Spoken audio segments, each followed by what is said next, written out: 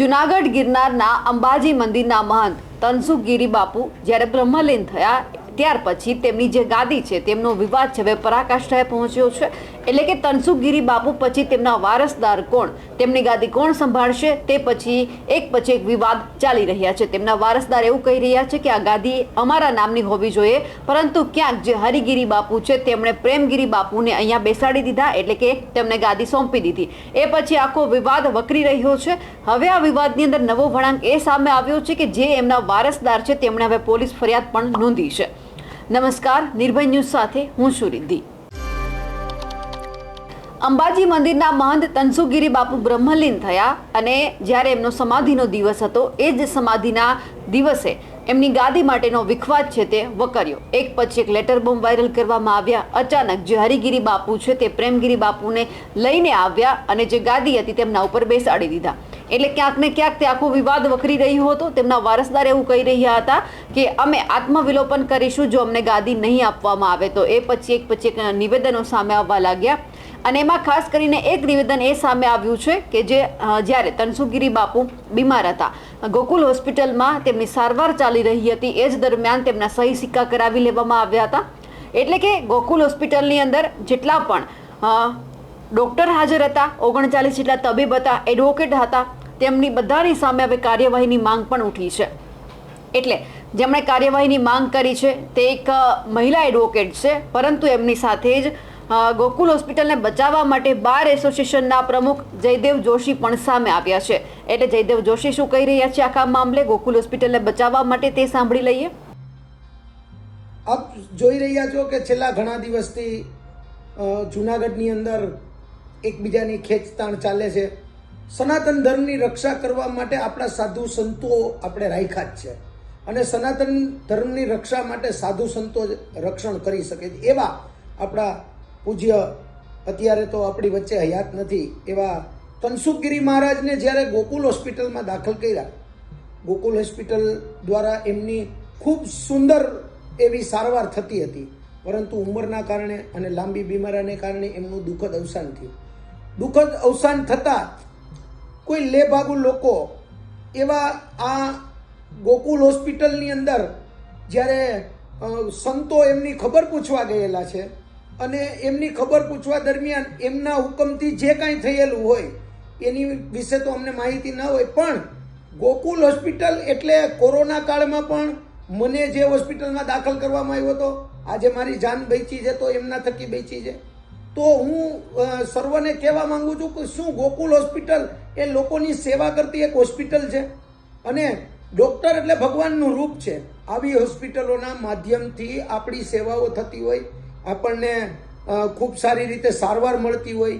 અચાનક heart attack આવે તો આપણે ગોકુલ હોસ્પિટલ કે સિનર્જી હોસ્પિટલ કોઈ પણ હોસ્પિટલનો સંપર્ક કરીએ, પણ જ્યારે આવી હોસ્પિટલો ઉપર આક્ષેપ કરવામાં આવે ને એ સહી લેવાય નહીં। અને હું મેડિકલ એસોસિએશનને પણ આ મારો વિડીયો અને મારો લેટર મોકલું છું કે શું કોઈ હોસ્પિટલના સાધુ સંતને આવતા સમયની અંદર હોસ્પિટલમાં દાખલ નહીં કરે। લેભાગુ લોકો કારણ વગરના એમની પાછળ પડ્યા છે અને આવી સારી સંસ્થા, આવી સારી હોસ્પિટલને બદનામ કરવા જે પ્રયત્ન કરી રહ્યા છે, આના માટે હું તમામ લોકોને જાહેર નિવેદન કરું છું કે આવી વસ્તુ સહી ન લેવાય અને આ ખોટા લેભાગુ લોકો એમના બદનામ કરવા પ્રયત્ન કરતા હોય તો એમને હું ડાયરેક્ટ વિનંતી કરું છું કે આવા ધંધા બંધ કરી દો અને હોસ્પિટલના કામ હોસ્પિટલ વાળાને કરવા દો અને સાધુ સંતોનું કામ સાધુ સંતોને કરવા દો। બાર એસોસિએશનના પ્રેસિડેન્ટ વતી હું એડવોકેટ તરીકે આ જાહેર નિવેદન કરું છું કે આવા સંજોગોની અંદર જે હોસ્પિટલ છે એ ખૂબ સારું કામ કરી રહી છે અને હોસ્પિટલ ઉપર કોઈ જાતના છાંટા ઉડવા ન જોઈએ, એ આપણો ધર્મ છે।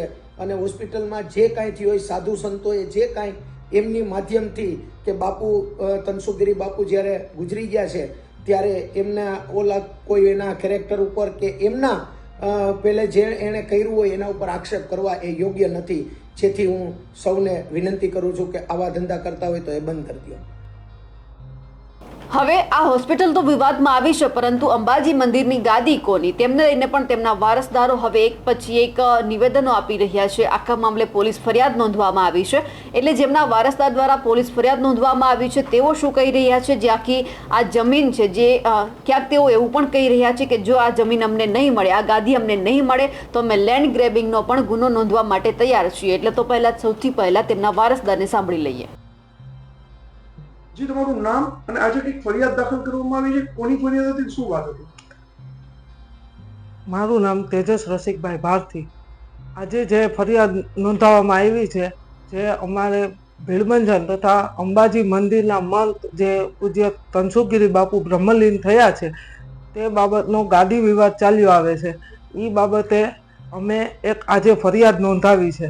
એ ફરિયાદ એવી છે કે હરિગીરી મહારાજે જે પણ ત્યાં ગેરકાયદેસર રીતે જે ચાદર વિધિ કરી છે એ અમે બિલકુલ ચલાવી ન લઈએ, કારણ કે હું બાપુનો જે અમે વારસદાર થઈએ છીએ.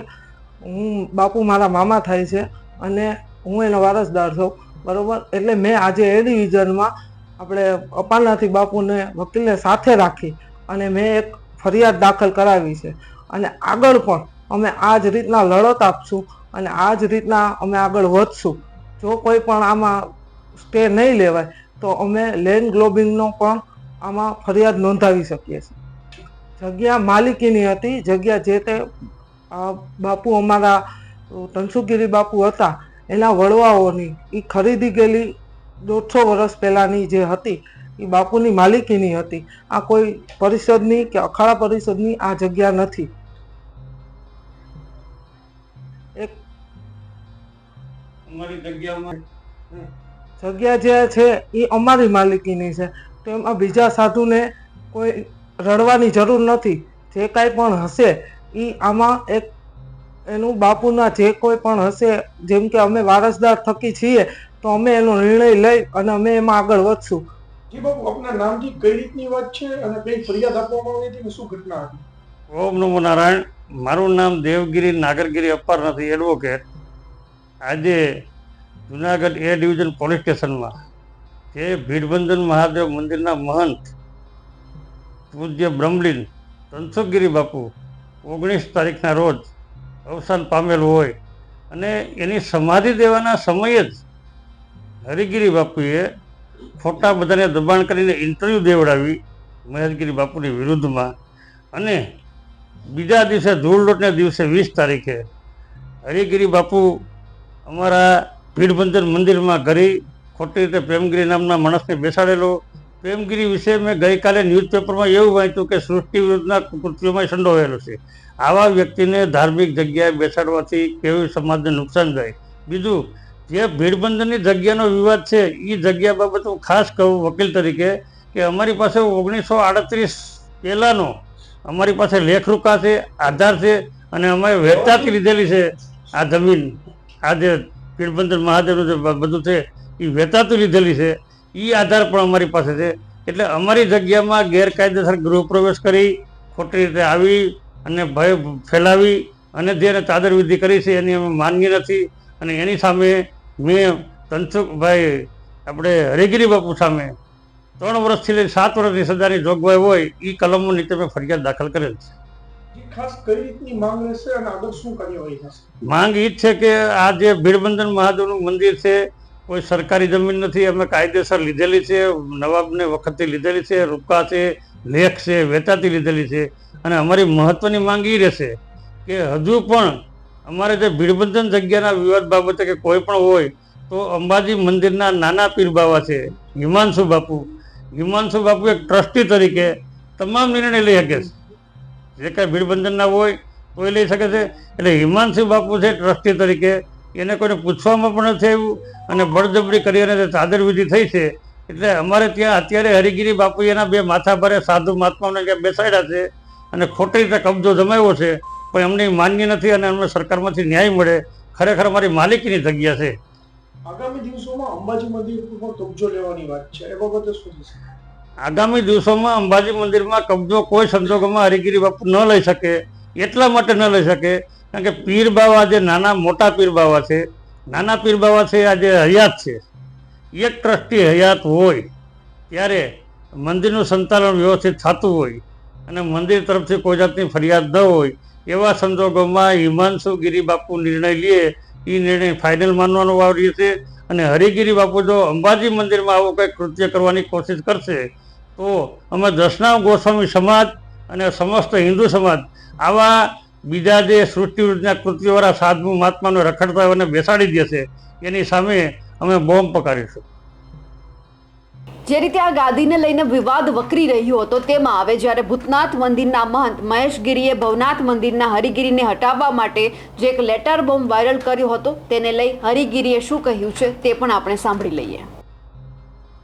ऐसा है कि पूरी तरह से मतलब जो है ये असत्य बुनियादहीन है, किसी प्रकार के इसमें कोई तथ्य नहीं है, ये पूरी तरह से असत्य है, इसका कोई भी कुछ भी नहीं है. तो लेटर जो जारी किया है उसके बारे में जैसे लेटर जो जारी किया गया है वो लेटर जो वही मतलब जो है जूना अखाड़े की संतों के पास गया, महंतों के पास गया, पदाधिकारियों के पास गया, तो तुरंत जैसे किसी भी सोसाइटी का नियम है कि किसी भी सोसाइटी के खिलाफ कोई इतना बड़ा मामला आता है तो तुरंत वो पूरा सोसाइटी उस पर एक्शन लेती, सब लोग विचार करते हैं.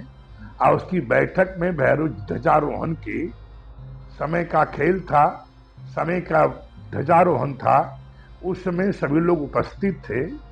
सब लोग उस लेटर पे बकायदे गहन विचार करके और लोगों ने काशी में जो आय व्यय होता है उसका सारा लिया गया कि कहीं कोई जूना अखाड़े में इतनी बड़ी रकम कभी थी ही नहीं और कभी कोई जगह अकाउंट निकाला नहीं गया.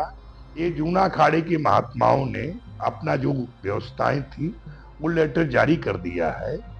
भैरव यहाँ भावनाथ मंदिर से मैंने जारी कर दिया हूँ, पत्र अपना जारी कर दिया गया है.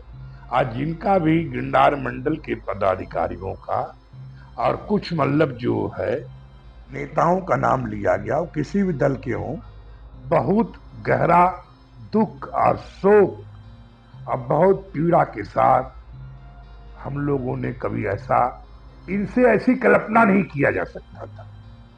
यही कहते हुए जय भावनाथ जय गिरनारी. ये पूरी तरह से कार्रवाई क्या करोगे हर जिले में? अब इस पे मतलब जो है इसका जो है हमारा काम है कि जूना अखाड़े की जो बैलेंस शीट है, जूना अखाड़े के जो अकाउंट होता है ये होता है शीट से बैलेंस शीट का, और जूना अखाड़े के पास कभी ऐसा कोई रकम थी जो निकाली गई है, ये तमाम बैंक की और अनेक प्रकार का रिटेन दाखिल होगी, वो सब निकाली जाएगी. जो इनकम टैक्स में दाखिल किया क्या है, सोसाइटी में दाखिल किया गया है, वो सब संलग्न किया जाएगा और उसके बाद फिर उसके बारे में कानूनी राय लिया जाएगा एडवोकेट आदि से. व्यक्तिगत रूप से आपका विरोध करें तो व्यक्तिगत रूप से ऐसा कि देखिए जहां तक रहा और न कभी मेरा विरोध था, न मेरा विरोध है, न मेरा विरोध रहेगा. सिर्फ किसी को मतलब जो है इस समय अच्छा, उन्हें एक अच्छा चिकित्सालय की जरूरत है मानसिक, वो मैं चाहता हूं. निर्जु पुरोहित जी से प्रार्थना करता हूं, वो सलाहकार हैं, तत्काल किसी अच्छा मानसिक से इलाज करें. जय भावना.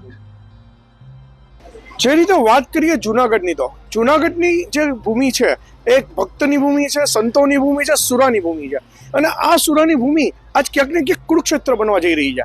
આજે તમે જોઈ રહ્યા છો જુનાગઢની અંદર સાધુ સંતો વચ્ચે વિવાદ ચાલી રહ્યા છે. શા માટે?